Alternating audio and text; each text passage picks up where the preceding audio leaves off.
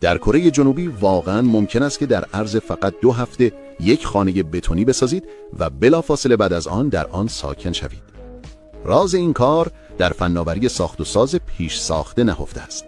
به جای چیدن آجرها یکی یکی، تمام اجزای ساختمان از دیوارها و کف گرفته تا حتی پله‌ها از قبل در کارخانه ساخته می‌شوند. سپس همه این قطعات به محل ساخت منتقل شده، با جرثقیل بالا برده می‌شوند و مثل قطعات لگوی غول پیکر در کنار هم مونتاژ می‌گردند. در نهایت سیمکشی برق و لوله کشی آب نصب می‌شود، یک لایه بتون روی کف ریخته می‌شود تا همه چیز محکم شود و اسکلت اصلی ساختمان تکمیل می‌گردد. سرعت این روش واقعاً چشمگیر است، در حالی که ساخت و ساز سنتی ممکن است چند ماه طول بکشد. با این روش میتوان تنها در 2 روز اسکلت کامل یک خانه را دید.